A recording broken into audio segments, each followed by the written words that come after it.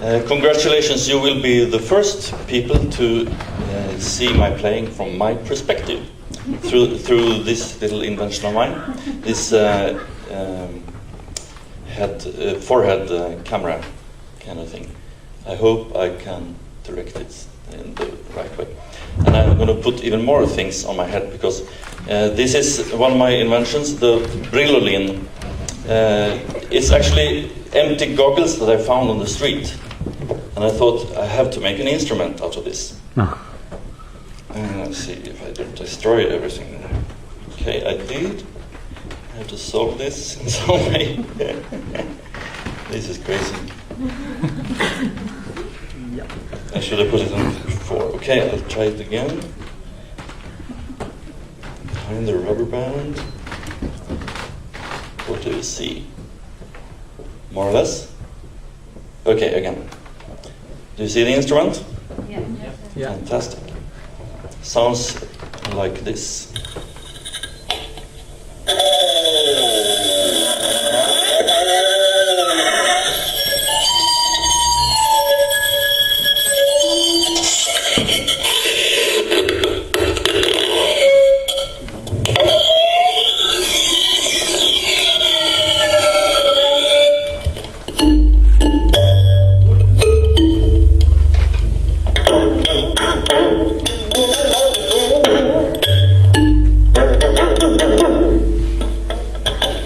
And so on. And I'm going to show you some more instruments. I couldn't bring them all. You have to look at them on the screen. Why? There it is. Automatic instrument. Sound. I can tell you, this is one of my first inventions, the butter bass. It's the right channel, maybe. As you see, it's only one string, and I think it's where? Wow! It's called the butter bass because I think it's a butter box that I made it out of. It's the idea comes from a dream. I was standing on one leg with this box on one foot and this string around my neck. And this is a realization of it. It was very difficult to stand on one leg.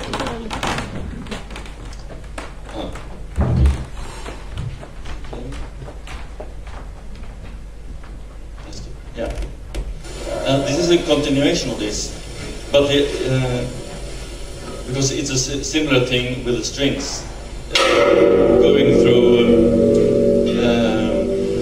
loops on the soundboard. But the idea actually is a physical one. It comes from my education as a piano builder, because these are piano strings, 2 piano strings, and I'm standing in horses' stirrups. Stigbyglar, Swedish. From the feet, the strings go through the soundboard and up to the ceiling. I'm actually hanging in the ceiling. You can play this with bows as well, of course. That's enough for this one. And this is also an instrument that comes from a dream, but not my dream. A friend of mine dreamt that she was lying inside a coffin with a hole over her head, and there was strings on the coffin, and she was singing. And the singing created sounds in the strings. And this doesn't really work so well in reality, so I had to find a technical solution to the way to do this. And I was using very small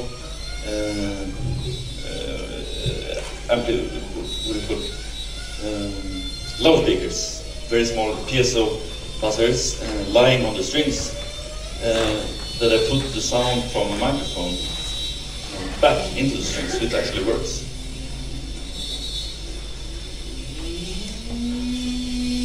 So the buzzing sound is from the strings.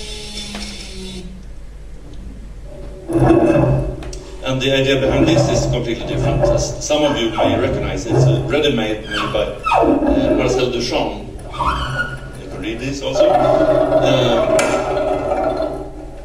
It was a bicycle wheel upside down from the front of the bicycle on a kitchen stool.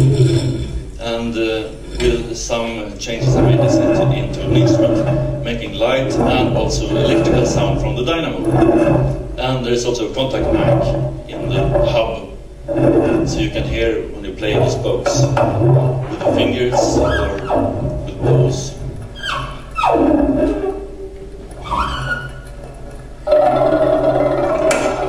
This is some of the spokes.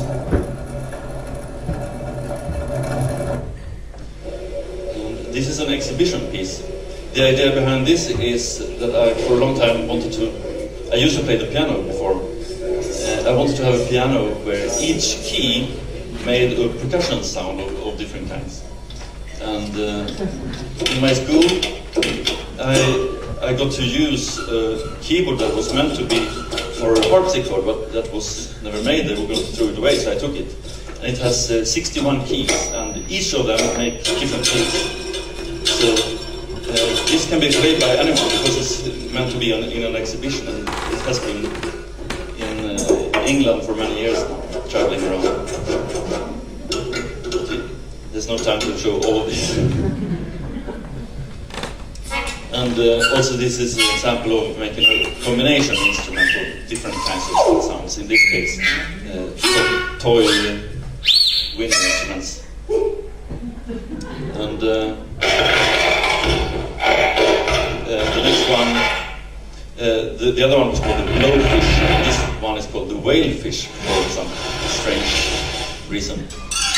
It has different functions built on the board. It's a piece of a soundboard on the piano with the contact mic again. And all the objects and tools that they use on it are amplified through the soundboard into the contact mic. And this was my main instrument for many, many years, and it's very worn down now, so I realized that I was most of all playing objects and amplifying them. So I made a different construction, which you can see here, half of, because it's a mini version of it, which is more flexible and is based on this idea of amplifying objects. And so on. I'm gonna say a little bit things before I play for you. Playing music for me, why do I do this is the question. Playing music is for me to enjoy the pleasure of touching things, a kind of eroticism, if you like, the physical touch. And I also see poetry in objects that I find on the street by chance, in flea markets and things like that. And this play with objects becomes like a little puppet theater, which has a surrealist narrative, not a story. They create their own story and their dialogues with each other when I play them. And this also teaches me a lot about acoustic and about crafts, also how to make things. Because these objects, they tell me how they want to be used. Sometimes I carry them for many years and I don't know what to do with them. I just like them, like this, for example. And in the end, I discovered the way to use it. It sort of tells me, usually during a concert, actually. So with contact mics, I can amplify these very, very small, minuscule sounds that these things make that you don't hear otherwise. So acoustic ideas create visual effects, and visual ideas make acoustic possibilities. Also, anyone can see exactly how it's made. This is not about talent, but about sensibility, the way I see it. So the training of craftsmanship, the tactile senses and the poetic sensibility. Not only listening, but the feeling for materials, physical materials, how to handle materials for enticing sound potentials. It's intimately related to the acoustic crafts, how to make instruments, actually, how to use tools, to use materials. Yeah, I should change the picture there. I hope to inspire people to have the courage to make marvelous things out of whatever is at hand. A poor man's utopia, if you like, because it transgresses the high status of classical instruments or classical training and high technology also, without necessarily confronting it head on, maybe just pulling the trousers a little bit, teasing. This could also be called the ancient avant-garde, or the tradition of renewal, if you like. The tradition of renewal is not my phrase, it's a musicologist that talked about African music. Because in the old times, the musician was very often her own instrument maker, and also tuner and composer and improviser and everything at the same time. I improvise most of the time. And for those who are not familiar with improvisation, it's not chance, and it's not the opposite of composition, it's a kind of composition.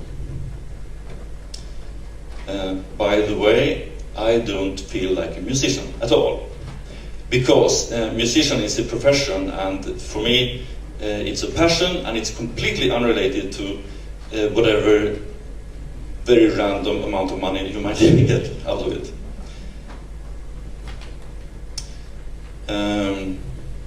I'm acting as a musician if I need money, or if I don't have the time to explain, if I want to be easily understood. Music is not sounds at all. It's a social ritual around sound structures. And this ritual celebrates, explores, and confirms in different degrees the way you want to live together. You can call it a utopian society for a very limited time and space. That's the way I see it. And now I'm going to play a little bit more, 5 minutes. I don't need this anymore.